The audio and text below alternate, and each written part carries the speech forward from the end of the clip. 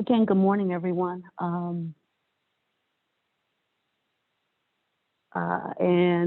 I think we've not met.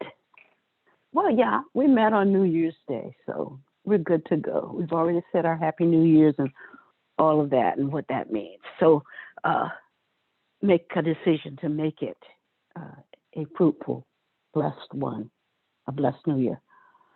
Let's start again by asking if there are any questions about anything.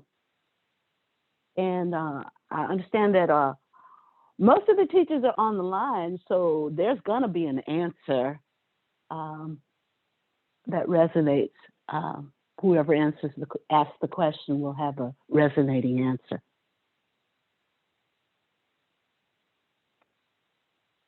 Any questions?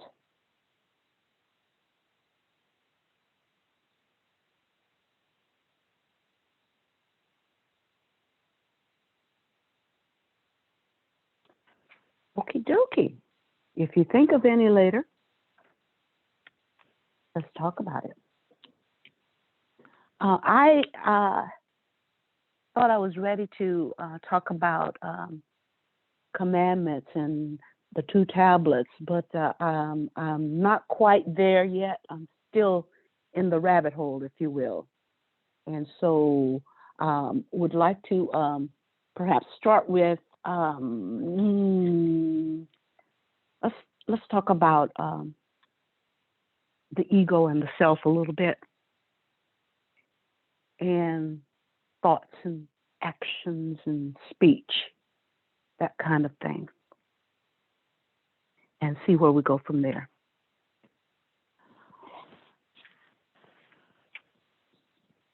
Sounds good. Okay, I think this is right up your alley, Nick. So, so feel free, jump in anytime. Okay. When we talk about ego, we've been here before, guys, and it looks like every time we do this, that's the way truth is. It's always open to possibilities and opportunities of understanding, and so it doesn't mean that we're repeating ourselves, much like we used to do in church with the Sunday school commentaries. Everything comes around in its cycle, and we have this very same lesson over and over again.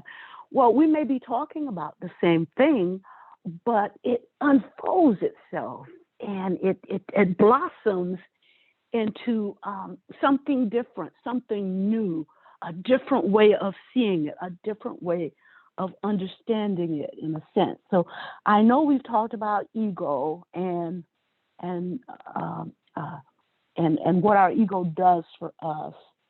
Um, but let's have a go at it again, if you don't mind. We've talked about the ego, which is sort of a protector of self. It keeps us going through life on automatic, if you will. In other words, you can drive your car and you don't have to uh, worry about noticing every specific nuance, every specific detail as you drive, because the ego keeps you straight. Ego says, okay, you're driving this car and your destination is so and so and so, and I'm going to do my part to keep your hands on the wheel and keep the car going so that you keep the car going in that direction. It's like almost an automatic kind of thing. The other thing about ego is that it can automatically come out of your ego in terms of your response.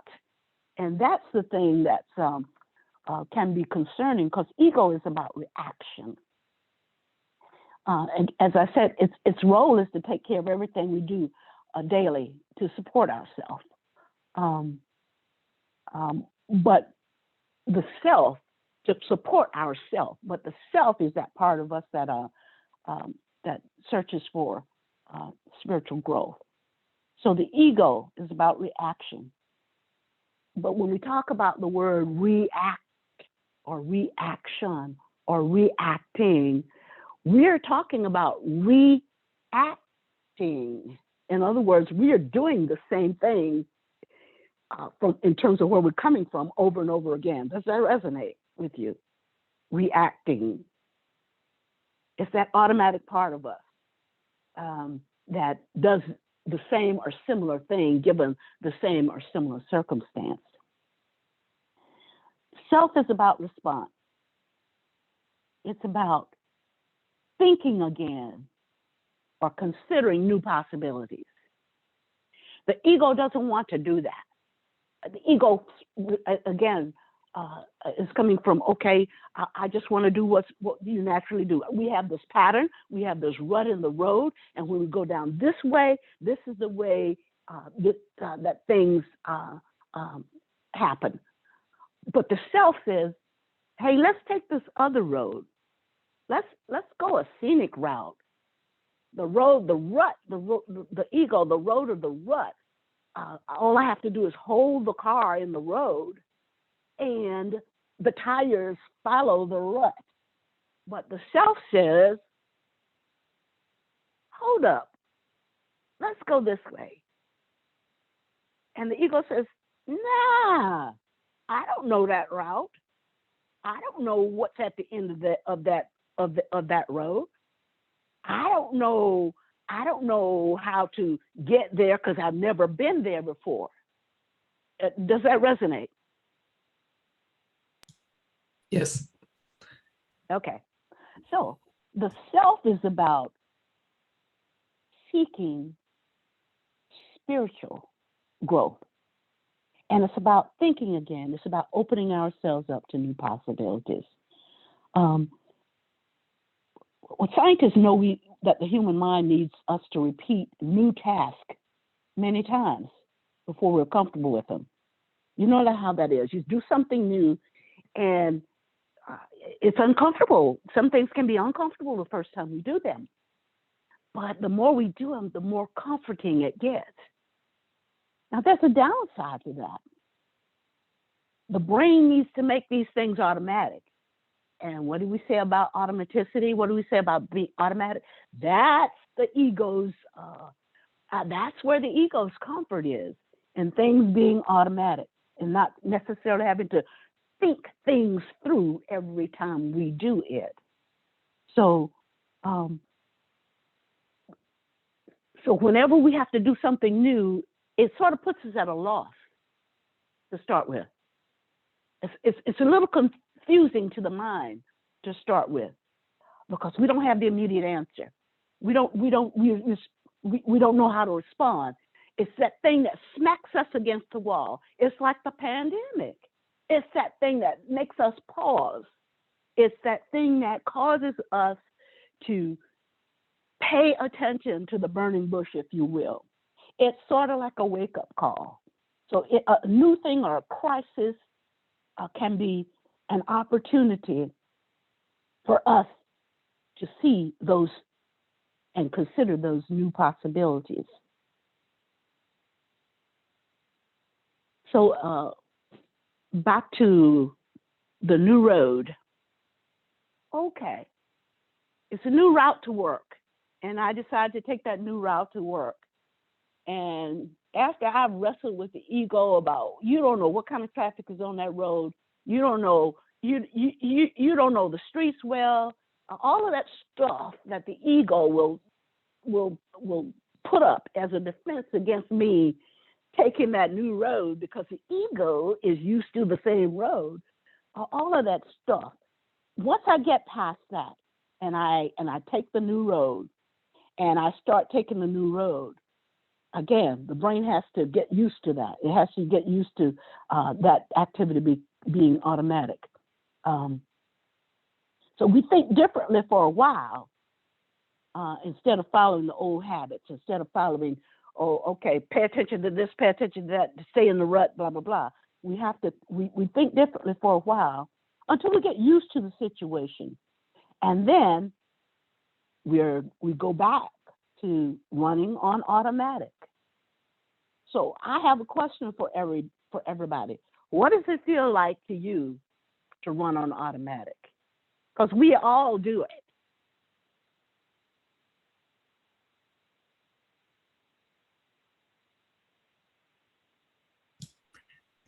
This is Nick. I think for me, it feels like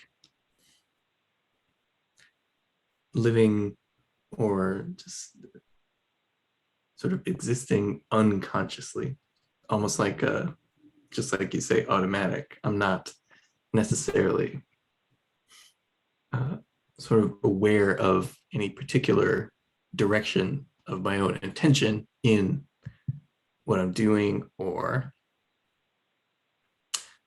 what I'm thinking. I'm just kind of drifting from thing to thing as my maybe my ego or my whatever part of myself is sort of doing that or pointing me in a particular direction. So is it safe to say that when you do that, the ego is what's allowing you to drift automatically? It's not the self. The self is not engaging as much. Is that safe to say? Yeah, that sounds right. Okay. Anybody else? What is it? What does it feel like? What does it mean when you are on automatic?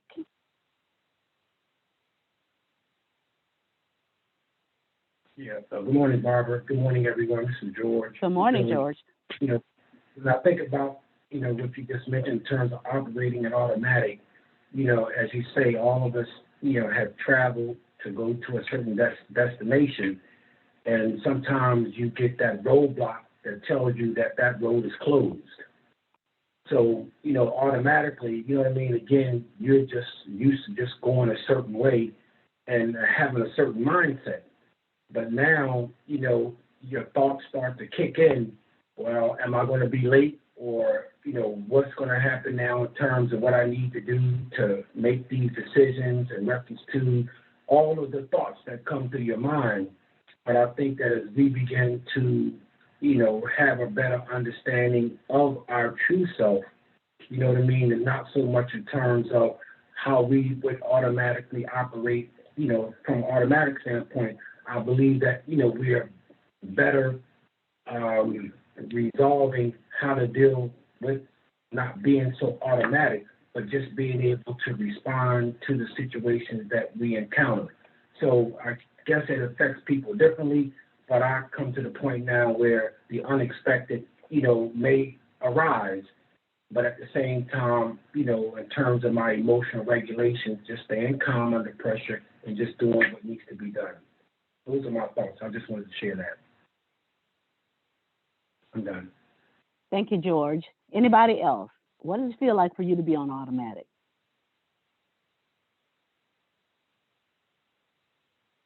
And what I'm doing right now is purposely causing that quote unquote pause, if you will, because we don't usually stop to think about what it means to be on automatic.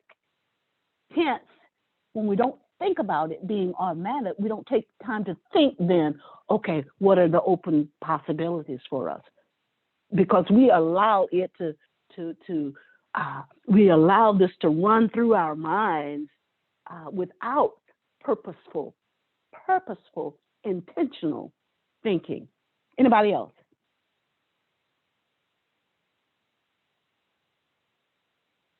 Okay, then my goal in talking about this is to say that everything that has happened, whether it's crisis in the world, a crisis in our lives, is that opportunity for us to get to the place where we're not thinking automatically, where we're being intentional. It's only when we are intentional about what we think and what we see and what we do and what we say that we begin to create, because it opens other possibilities for us. Every possibility is an opportunity to create. And if we don't use that,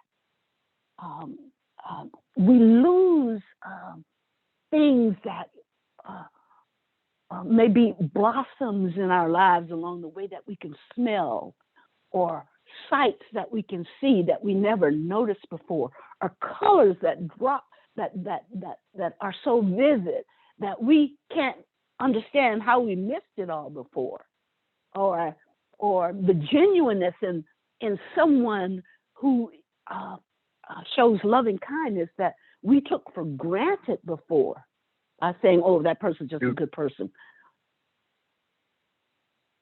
Someone Excuse me, saying Barbara. something? Sorry. Yeah, go ahead. This is Sheldon. Sorry. I tried to answer your question, but I accidentally did not take the phone off of mute, and so I was just talking to you to answer the question before you went any further. But be sorry. my apologies. Speak.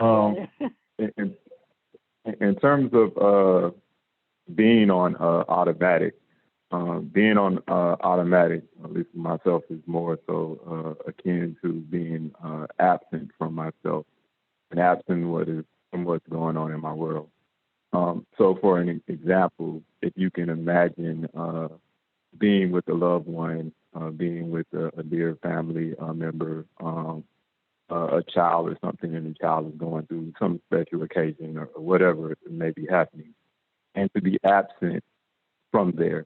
So it's as if you are there physically, but in terms of your attention, being there with that person in the moment, aligned with them, you're not there. So it's almost as if you are an absentee, no different from being like an absentee, father, absentee parent, etc. The thing is, though, when being on automatic is that same scenario, but it's actually being absent from the self. As if you're not paying, we're not paying ourselves true attention, and our attention is elsewhere, or pretty much just kind of like on cruise control. I'm finished. Thank you. I love the cruise control kind of analogy, because that's what we're talking about. That means you don't have to pay attention. And guess what? With the electric cars and self-driving cars, there are a couple of ways we can deal with that. We can allow ourselves to stay on cruise control while the car is on cruise control and driving us, or we can take that opportunity to open up to self and to start thinking from the self instead of the automatic position of the ego.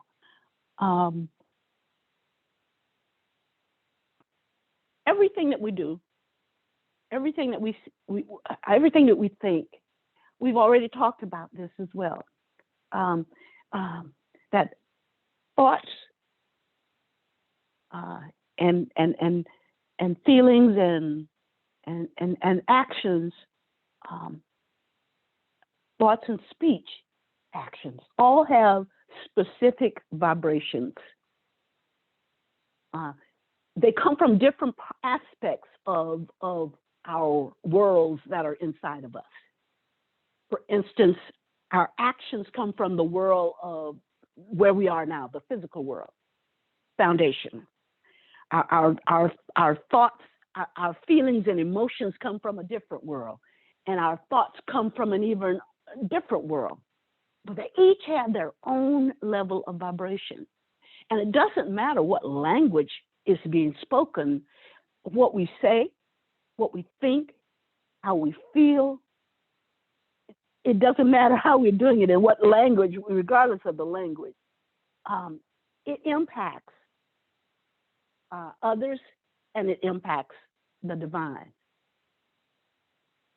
It creates an impulse, and it becomes a vibration. So just because we think that we're thinking something, but we didn't say it, well, yeah, in a sense, you didn't say it, and so it didn't create another level of vibration. But there is still a vibration in the thought itself. So when we talk about putting things in the macro, or we talk about meditating, that's creating thought vibration that can, meditation is a thought vibration that really doesn't necessarily have to manifest in the physical while you're thinking it right then and there. But it connects us it can connect us to the spiritual realm.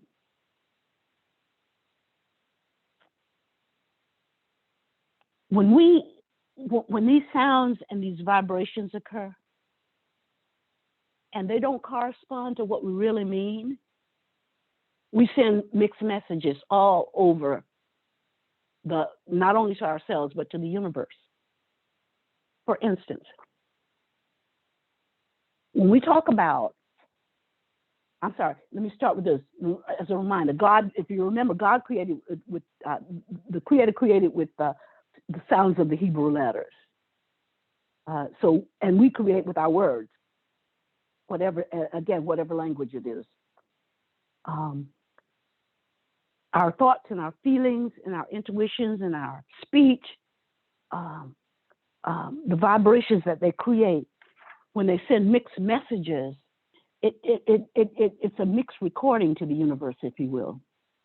For instance, if I say I'm anything other than divine, than an attribute of the divine, there's a mixed vibration because the universe sees me as divine. I'm created in the image of the Creator. So the universe sees me as divine. And so if I say, I feel, and I express it, maybe a thought instead of a feeling, then that's a mixed message. If I say I'm tired, I am tired. Remember the I am that we are? The I am is speaking to the divine part of us. But then when we say I am tired, when has the Creator ever been quote unquote tired? But when we say I feel tired, that's a more honest expression of what we're feeling. It doesn't say that the I am is tired. It's difficult for me to put this in words. So if there's somebody else that can be really precise, you capture what I'm talking about, you can be really concise and precise about how to explain it. Please jump in because, I've got thoughts going through my mind, but again, it's hard to pull them, that vibration of the thought, into the world of action and vibrate with the voice, what I'm seeing in my thoughts. That probably doesn't make any sense, but I hope that resonates. So the I am that I am tired. I am so sick and tired. I am so mad. I am any other word that you can use there that is not descriptive of the divine part of you sends a mixed message. And how many of us have gotten specific answers from mixed messages that we put out there? Anybody want to respond to that? Anybody ever got specific answer to the mixed message that you put out there? Perhaps you weren't very specific about what it was you were saying, and then when something occurred, you didn't understand. Well, why did this happen? Why did I get this kind of reaction?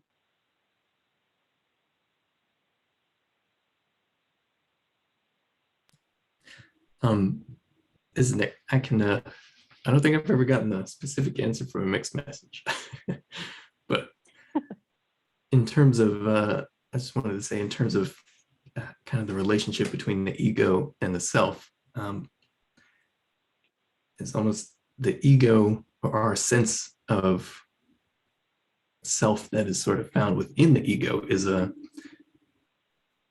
smaller part of the overall greater true nature of self. And the more we identify with the contents or with the experiences that are found within the ego, the sort of more difficult it is to get that transmission or input from the greater spiritual nature of self. And so it's always kind of like the ego is in a continual state of being molded to be able to receive from the greater aspect of the spiritual self.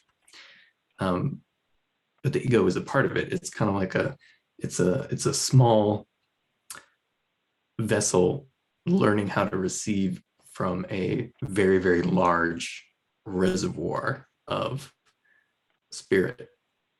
And the ego in and of itself is not a bad thing. It's just that when we sort of it lends, it's easier for us to get wrapped up in a sort of selfish use of it because it is so much more narrow than the reality of the true nature of self. And all those mixed messages that we send to our true selves make it very confusing in terms of what our greater spiritual self is trying to sort of send to us when we ask a question. And our ego, whether or not it's capable of receiving that, that just makes it that much harder to sort of know what it is that we are connected to and what we have access to and what knowledge even we have the ability to know as a result of being connected to our greater spiritual self. I hope that made sense, but I just wanted to add that. So the ego being the, oh, go ahead. Well, I was going to ask, is the self the soul? Yes. It's that part of us that is connected to, or is connected to the Creator. Now we may have it veiled. I'm sorry. Go ahead. I'm sorry. Now we may have it so veiled and behind so much baggage that we don't understand how connected we are. But and we may believe that we're disconnected, but it is connected. Reason you asked is. But the reason why I asked is because remember in the scripture it says that Satan was moving back and forth, and then God said with Job, as a matter of fact, and he said, you could do whatever you want, but don't touch his soul. And when you guys Right. were talking about the self, I was wondering, was the self the soul, same as the soul? Yes, it's that divine. Why would he tell? Divine. And why would God say to that adversary, don't touch his soul? Well, I think the thing that the question I would ask out of that is, what is it about the soul that the adversary cannot touch, that God does not allow the adversary to touch? Because that's what that's saying. It says, do not touch the soul. So the soul is that part of divinity in the human. And the issue is, if the adversary were allowed to touch the soul, even now, in such a way as to, and does by distraction and deceit, it does cover or veil the divinity, that spark that's within us. So the adversary is doing everything it can, Evelyn, to prevent us from coming from or understanding or acknowledging or awakening from the sleep that we're in, so that we understand who we are. So the adversary is still doing this, but still unable, because the adversary is not the creator, is still unable to quench or to destroy the deity, the divine spark that is in us, because that is part of who the creator is, and the creator also made the adversary, if you will. So how does that relate to us today as far as us, the self, operating in what we're dealing with now, like with the Omicron and all these other variants that's taking form and shape? We are allowing ourselves to be deceived in so many different ways. For instance, the universe, the earth has periods where things are birthed, they're nourished, they grow, they wither away, go back to the earth and reseed the earth, are reborn, right? And that's just a cycle, an example of a cycle. Same thing with us. The earth is made of minerals. It's made of animals. It's made of vegetables, et cetera, et cetera, et cetera. And even humans can come from a perspective of the vegetable. For instance, when we say, "Oh, I worked hard all week, and all I want to do this weekend is get on my couch and eat chips and just veg out, just veg out." That's what we call it. That means all I want to do is function on automatic. I don't want to think. I don't want to do anything else. I just want to just lay there and be distracted, because then I might look at the games, binge on the games, things like that. Does that sound familiar? Yes, a lot. And when we're binging on those things, it's the way that the adversary is, that energy that's averse to us is distracting us, keeping us from thinking about the essence of who we are, the self itself. And on the opposite end of that, that's why we talk about meditation so much, because what it does is it forces these thoughts that come through our minds, it forces us to just let them go through and not to attend to them. When we attend to something, I think it's something you said, where our thoughts are, there goes our energy, right? Our energy flows. There's something you said about that. When we pay attention to it, go ahead. Well, yeah, it says energy flows where attention goes. Right. So that when we intentionally, consciously decide, okay, I want to get into this mode of quietness. I don't want the music. I don't want the ball game. I don't want the distractions around me. I just need to go inside myself and center myself.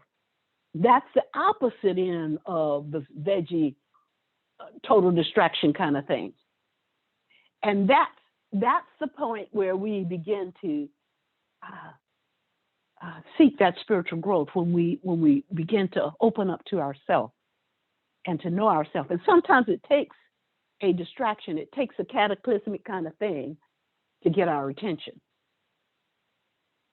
And I guess, and you, if I remember correctly, you asked the question about the burning bush and Moses. That's what happened with Moses. That was sort of a thing that got his attention, that instead of allowing it to be a distraction, he paid attention to it and said, now, why is the bush burning and it's not burned up? It's not consumed. So that's what a lot of things are that come into our lives. We have to ask the question, what's underneath that? So many times we don't take the time to ask that question. We are functioning on automatic and we just let it happen and we just assume. And that's what's happening when we see in the world today. Even the nation of Kazakhstan is experiencing this chaos that we are experiencing, and that we experienced with January 6, 2021. And there are people who a year later have gone back to automatic, gone back to their usual responses to it, rather than having allowed the experience, the cataclysmic event and nature of that experience jog them out of their rutted ego lane and open them up to possibilities of seeing, well, could this be wrong? Could we be approaching our brothers and sisters wrong? Could we be wrong about money being so such a powerful entity that it controls people's lives. We are allowing stuff like that, so many of us, to go back and be buried back into that same rut of automaticity and egoism. Does that resonate with you in terms of your question? Yes, it does. Thank you. Thank you. Okay. Other comments? I'll stop here because other comments. Sure. I think I want to add that, like, everything that we see that may have an effect on us at the ego level, which is to say, everything that may affect us either emotionally, mentally, or otherwise, in terms of how we maybe for lack of a better term, want to be selfishly sort of focused on ourselves. Anything that affects our ability to maintain that sort of somewhat selfish focus on self is something that challenges or our tendency to have a selfishly focused ego. And like I said, the ego is not itself a bad quote unquote thing. Rather, it's what we choose to allow to be infused within it, or what we allow to dominate it, whether that be a selfish attitude or whether that be one that is opening ourselves to the possibility of receiving from the greater spiritual nature of who and what we are.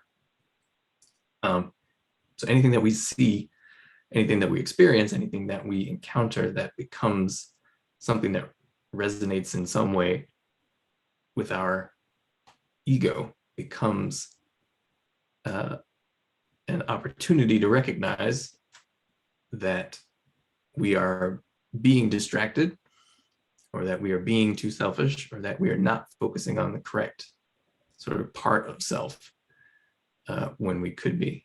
So like coronavirus or anything really serves that same, or rather gives us that same possibility.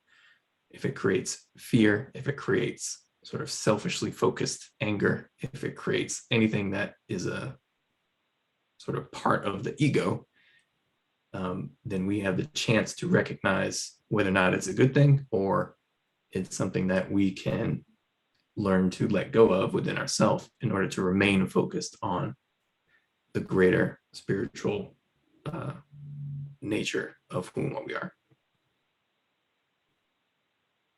Thanks, Nick. Anybody else?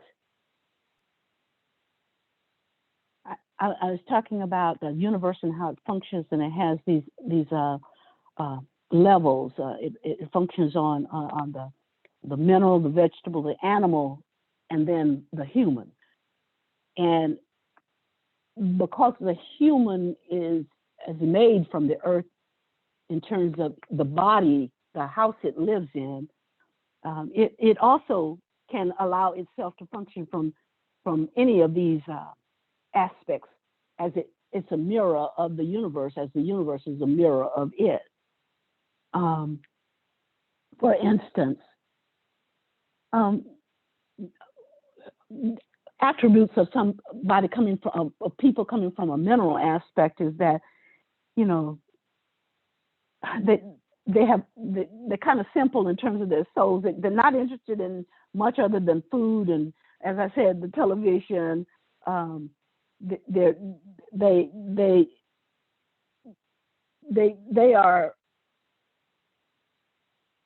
They are stubborn when it comes to being opinionated, and they don't want to accept that there might be another point of view other than their own.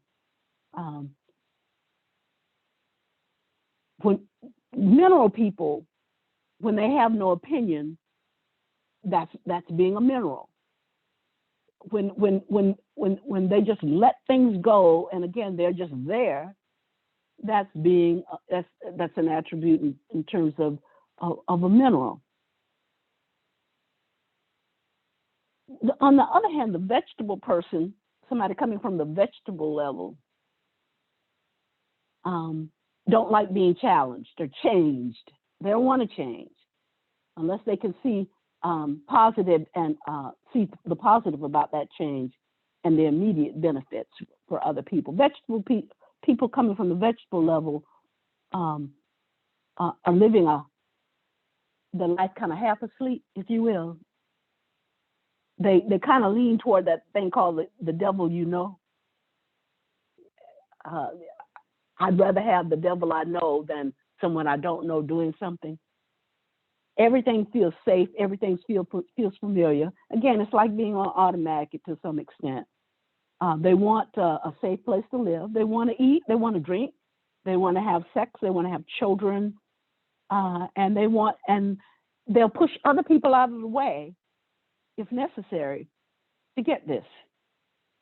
You add in a little football, you add in a little baseball, and maybe some soap operas and the newspaper or the daily news, and they're just fine. The next level is that of what I say. I said mineral and vegetable. I forget. There's another level in between. Animal. There. You said animal. Animal. Thank you. We've all been talking about animalistic egos over and over and over again. It's me for me. It's me protecting what's mine. The only thing that's important is me and mine. And I will even do violence if it means protecting what's mine. One of the things I forgot to say about the ego is that you can have this group ego thing going on too. And that's what we see in a lot of the cultish kinds of behavior that we see now, that people, instead of being individuals and finding their individual spiritual selves, are allowing others to define who they are, and they're buying into these kinds of scenarios where others set the rules and the boundaries for them. They're not thinking for themselves. But anyway, back to types of people. If you're an animal person, animal persons are like the hunters and gatherers, sort of. They're the wannabes, like the politicians, the bosses of these companies that only see profits as the end to the means and the means to the end. Famous people are animal people because they like the power and the glitz that comes with that.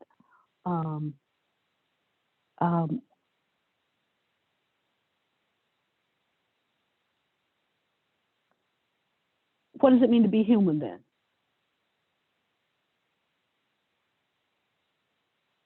The human level is a consciousness level rather than a state of nature like the mineral, vegetative, and animal level. The human level, which is what makes the human different from all of the others, it has a conscious, meaning it can, excuse me, it can open itself up to the stirrings of the spiritual. It can go easily through vegetable, animal, and human. And humans can go back and forth, but it's only when we are at that level where we can swiftly go back into the human level, even when we digress sometimes, that we are functioning at a different level in terms of our relationship to nature. It's at the human level that we can be co-creators with God. We can be creators also. It's at the human level that we can choose to do what's beneficial and to choose to do what's not so beneficial at times.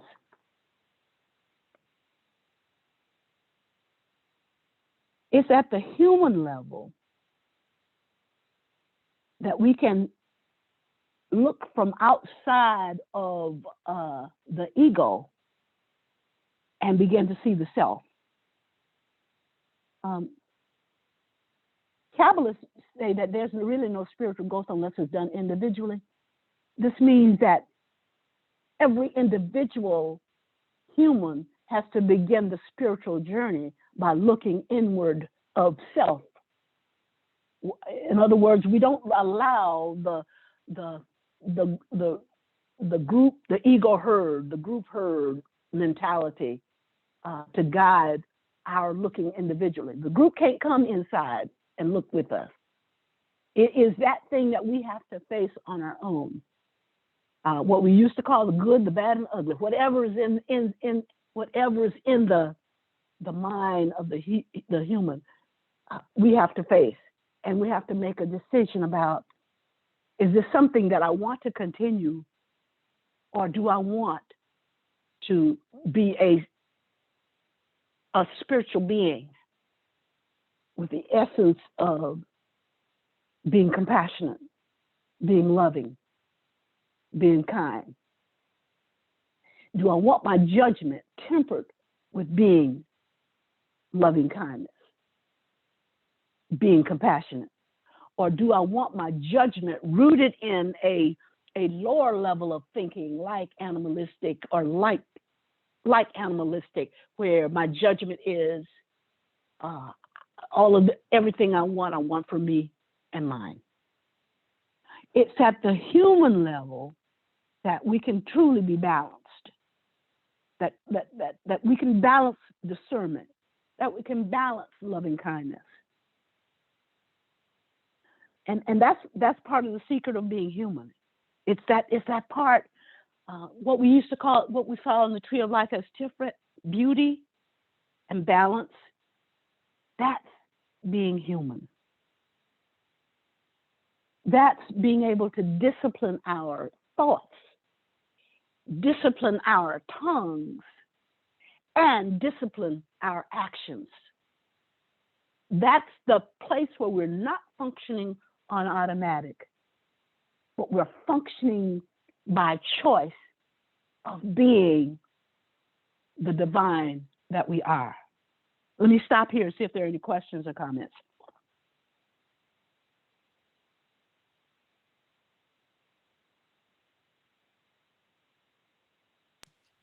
Let me add, or when you say that in the Kabbalah, they say the spiritual growth is individual. I just wanted to say, yeah, I agree. And that doesn't mean it's we can't help each other, which is exactly why we need teachers and sort of have teachers throughout humanity in various forms. But ultimately, it's no one can experience the thing for you, and no one can evolve or unfold your capacity to experience more of the true nature of self than you, or no one other than you.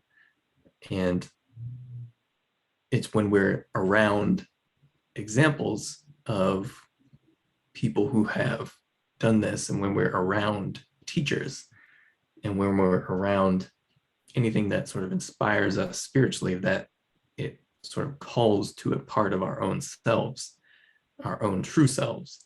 And that part begins to have more of an influence in our sort of daily experience of awareness. And it has more of an influence on sort of the ego part of ourselves that we tend to usually be, focused on or in. And the more that influence from the true nature of self grows, the more our ego responds positively to it and sort of configures itself to receive from it. And that is the method by which spiritual growth occurs is that opening of self to the spirit that is constantly trying to make itself aware or be a greater presence in our experience. And then we learn to sort of move in line with what we experience as a more connected, greater aspect of self. I'm done.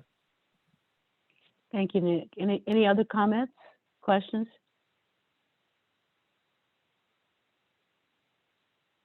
Now, this is not to say that some humans haven't done some really great things. I'm not saying that you cannot have a human who's the chairman of a CEO of a large company. I'm not saying that. You got the Gandhis of the world, and you got the Nelson Mandelas, et cetera, of the world, who were animal people but transformed themselves, and who were able to forgive, and but they also, like us, like each of us who profess to be humans, had their moments of temptation. They had their moments of whether I'm going to do this because it's power is an aphrodisiac. It can be what I'm going to do things for power, be seduced by power or whatever. I'm sure everybody in at that level, everybody, all of us at all levels have those opportunities, but sometimes I am not saying that the human hasn't fallen. The difference is the human understands that once we go back and see things from our bird's eye view level, we see where we fell. We see the mistake we made, and we attempt to not make it anymore.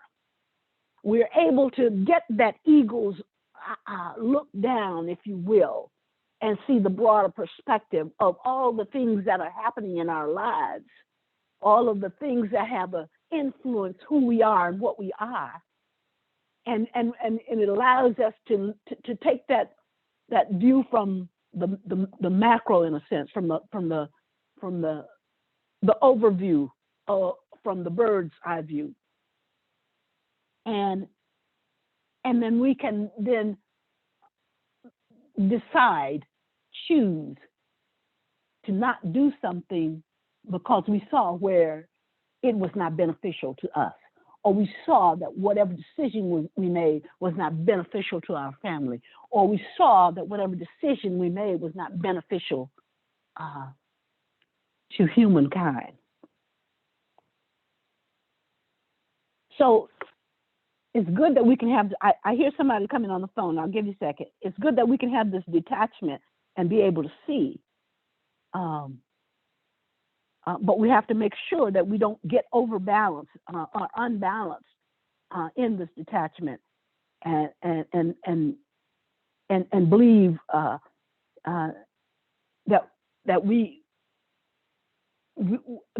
we can do something, that we need to do something to intervene on somebody's behalf, when everything in us says, no, that's not the action you need to take at this moment. Someone was going to say something. Girl, you good. But my question is going to be, so is me, myself, and I are just identifiers? Not just identifiers, but I know they all have their place. Does that make sense, what I'm saying? The ego is more like me, myself, and I. So yeah, they're identifiers. Some people use those identifiers more than others to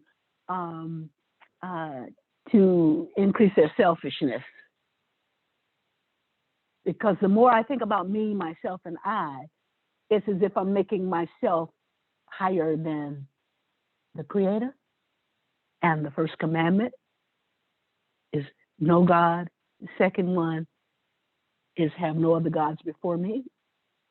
And when I think about me, myself, and I, the totality of selfishness is antithetical to what the Creator is. Loving kindness, giving, that kind of thing. Does that resonate? Well, yes, it does. Yes. Okay. Okay. Anybody else? So I liked what you said earlier, Sheldon, when you said that we are on cruise control in a sense. That's one way to describe functioning out of the ego. But when we stop and we reflect and we begin to have insight into ourselves, it's sort of like we are tuning into ourselves. Nick, is what I got on what you're saying. We begin to tune into self rather than all of those distractors. And when we begin to tune into self, we begin to be open to other possibilities.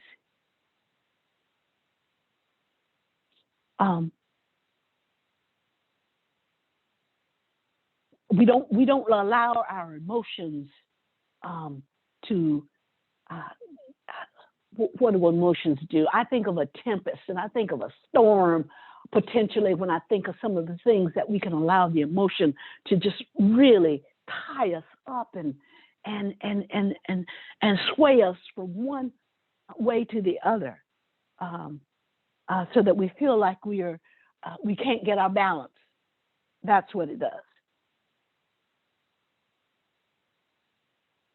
When we open up to new possibilities, it gives us new thoughts, new images for how we choose to act going forward. And so unlike the ego, which resists change, resists new things, tuning into ourself opens, as I think you said, Nick, the possibilities of that there are other options out there, guys. The old saying, there's more than one way to skin a cat, although I don't know why we want to skin a cat. But anyway, there's more than one way to do something positive. That's what tuning into the self does, because what it does is it creates space so that wisdom comes in and shows us these new options, other ways, more creative things to do. And usually when that happens, it does not necessarily mean that I got to stomp somebody in the ground in order to achieve that new way of doing something. Because when wisdom comes in, it is from the universe. And the universe has the good of mankind, the good of humankind at heart. It's not about stepping on someone to get what you want.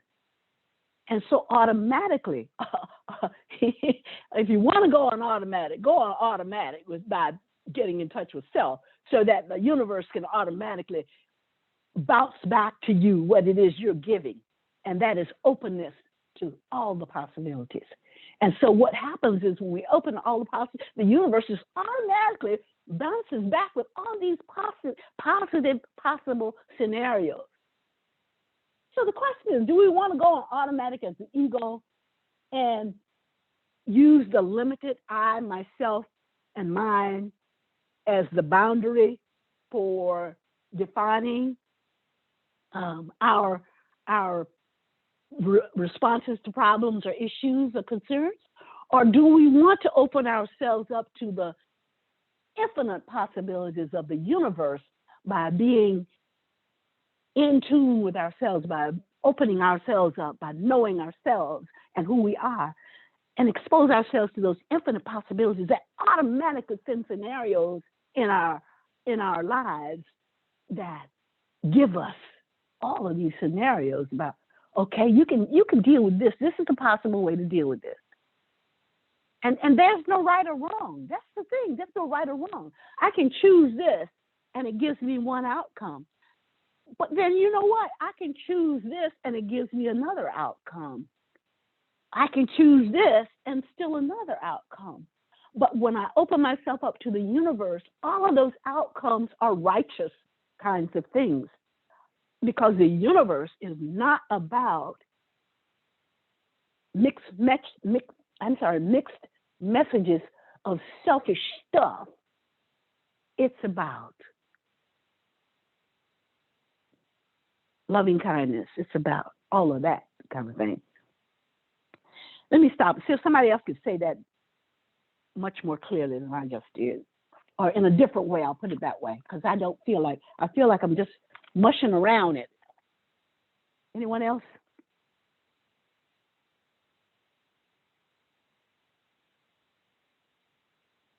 Okay, well, I want to, if there's nobody else that can can clear that up for me, because I feel like I'm mushing. But anyway, then I want to just talk about one final thing. We've been talking about some thoughts. We've been talking about intention, intuition, speech, and action.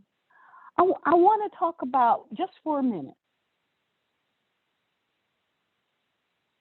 what it is to be human in terms of being present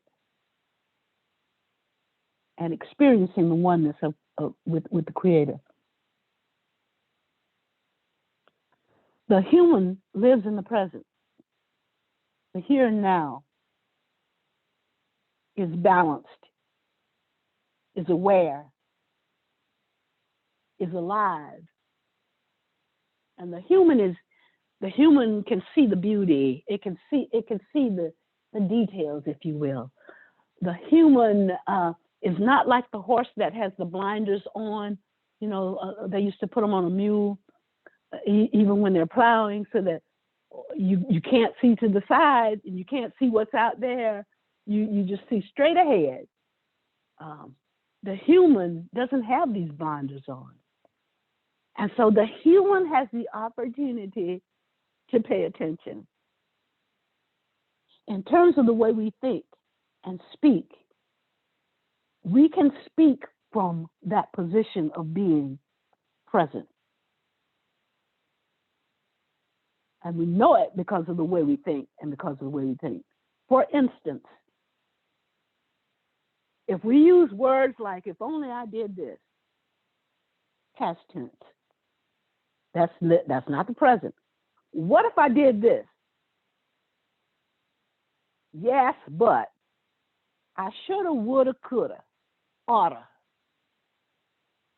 I'm trying to. I hope to. I must. I have to do this. I have so many problems. I can't do this. If we use those kinds of words, it's not keeping us at the burning bush and understanding, why is this bush not being consumed? If we use only, we take ourselves out of the present, and we begin to regress, and we think about past things, thinking about things in the past that we don't have any control over that, but we have and can create control. We can create means of responding to something that's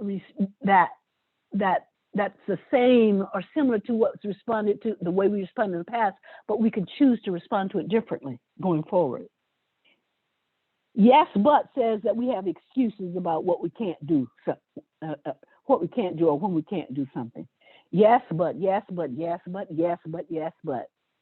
All you have to do is change that to yes and.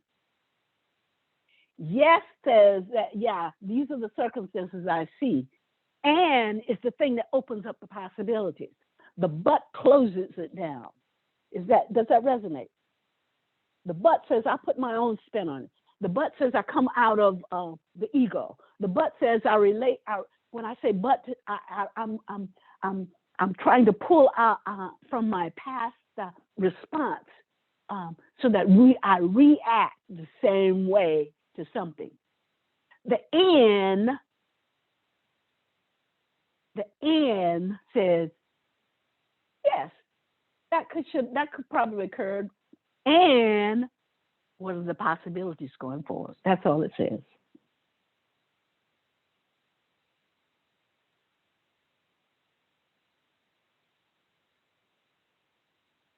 I want to walk on the beach every morning, but I don't have time. I want I want to exercise, but I don't have time. Maybe I can make the time by getting up earlier. You see the possibilities there? But I don't.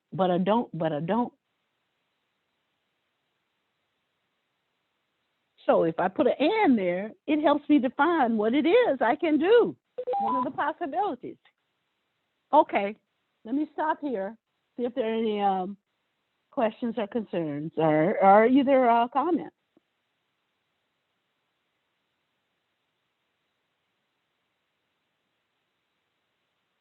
Moving forward then, our woulda, coulda, shouldas and our oughtas.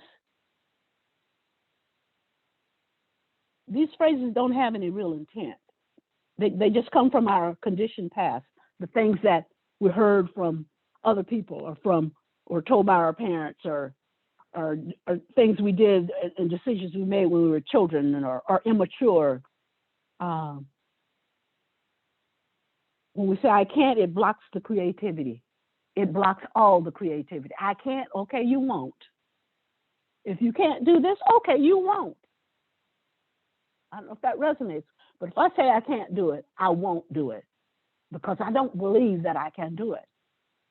The self, the true essence of who we are, on the other hand, does not say can't.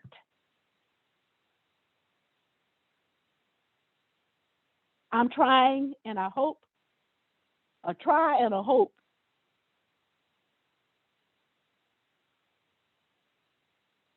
I'm trying and I'm hoping to do something. A trying. Does anybody have an example of what a trying and a hope is?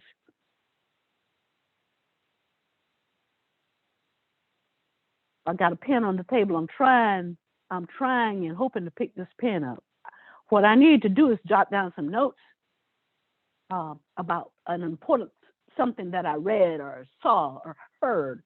But right now I'm just trying to pick this pencil up. Well, keep trying and keep hoping. Or just act in the present and do it. Yeah, I think a lot of times as you're mentioning the things and instead of but, I think they're tied to the ego. So like Nick said, the ego is not bad at all. The ego is more so focused on, in a sense, trying to protect itself or yourself, and more so the limited view of experience that it sees as itself. And what I mean by that is it almost keeps you in that, it's basically telling itself or reinforcing that I am only basically like an animal or no more than just a mere human.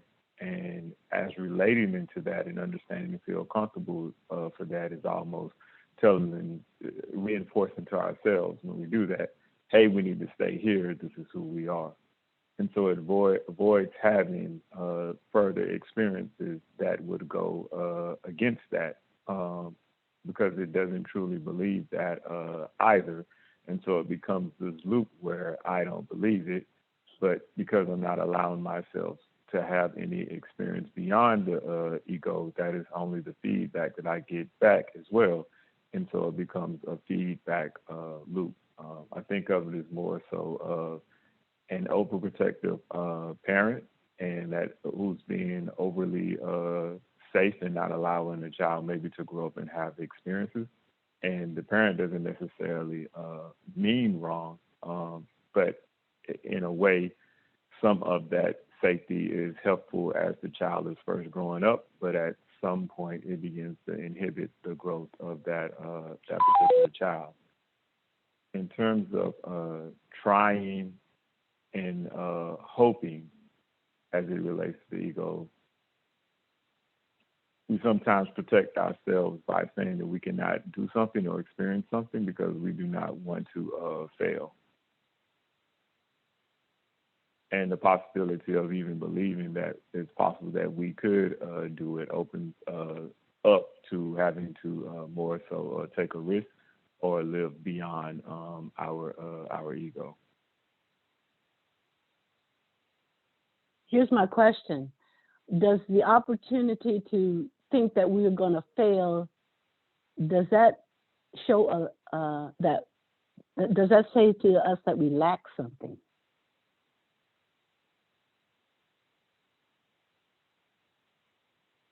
In some sense, that just that thought of failing does. But at the same time, all of us have all experienced going beyond our ego, or as it was said earlier, me, myself, and I at different times in our life. We can recall certain experiences where we were able to accomplish something, or it seemed like we became bigger than ourselves, whether that is being there for someone, kind of like standing in the gap, or feeling like we played a great role in some type of situation. Those instances are us moving beyond the ego or things that just pertain to ourselves, and are also more so surprising. Those opportunities and experiences are always there. It is just more so of us letting ourselves go or loose to actually experience those things. If you want to think about, we can kind of like think about in some sense, the ego is more so like training wheels. Like it was said earlier, it's the default mode. It is a mode that will kind of like, at the bare minimum, take care of you in this human realm. But by no means do you just need to do the bare minimum, in a sense, in this particular realm, when there's so much more that you can do in terms of being one with the Creator and understanding more of who and what you are. The ego is only the beginning stages to get us started. I like the training wheel analogy, because if you got training wheels on your bicycle, you better make sure you're on some place that's fairly level, because you know the training wheels tilt from side to side as you ride. You can't go out into the field or into the rough area, or you get bogged down, et cetera, et cetera. But once you take those wheels off, once the training wheels have done what they are supposed to do and allowed you to learn to balance, take that and put it in the spiritual perspective. So I love the training wheels analogy, So in the spiritual perspective, then that bicycle can go over rough terrain. It can go over smooth terrain. You can even ride it over rocky terrain. And there are so many beautiful things to see in all of those, over all those terrains. But the training wheels keep you limited. So that's a beautiful analogy. And to go further into that analogy as well, if we would hypothetically think of a child first starts to ride a bicycle with training wheels, you can say that that child is, let's say, a bicycle rider or whatever. And let's say that child continues to move on from that. And of course, the training wheels eventually come off. And this child turns into an adult, basically, and progresses further and further in his abilities to ride some two-wheel vehicle. And then they're like some great person who, like you said, can ride a motorcycle all across these different terrains. Maybe do, different tricks or whatever. Maybe they race motorcycles or whatever. The bigger point being that person started off as a rider, a quote unquote rider on those training wheels. And then as an adult, they are some world-renowned rider who is better than anyone who's essentially ever done it. In the same way, in terms of our experience, the ego simply starts us off at a starting point, and then we continue to grow into, in a sense, at least from our understanding of ourselves and our experiences, something that is bigger and bigger and bigger. And I don't mean bigger in terms of volume or something physical. I mean bigger in terms of being more advanced, so a much larger magnitude of our identity and who and what we are. It becomes more complex. It starts to have a lot more depth, etc. And all of that stuff is there from the beginning. We're just beginning to experience it and understand it more. That child already had the potential to be the world's best motorcycle rider, driver when it first started with those training wheels. It just needed to see that through and realize that. So getting out of the ego expands your world and opens so many other possibilities.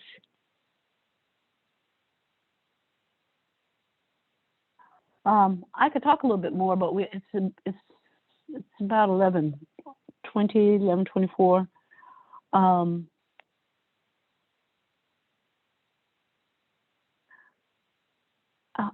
I just want to leave you with, for now, with this.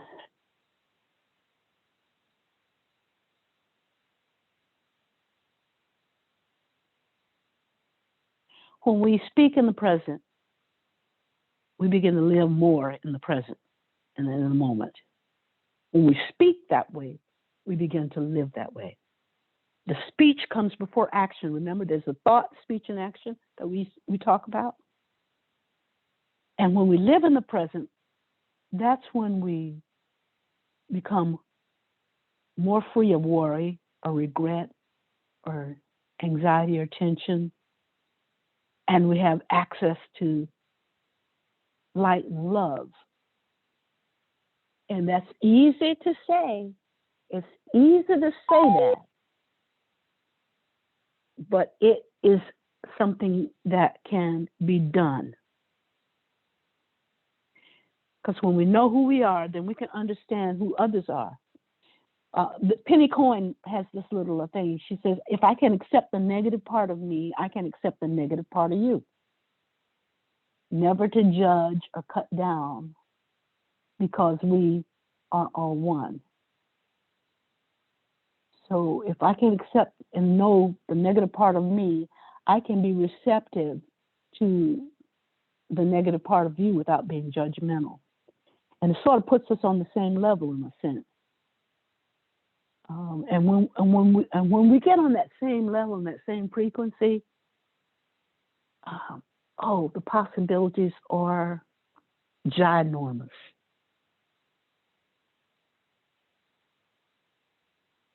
Okay, that's all I have to share right now. We'll see where we go tomorrow. If anyone has any thoughts that lead you to wanting to make sure we are aware of your thoughts tomorrow, please feel free. Anything else today?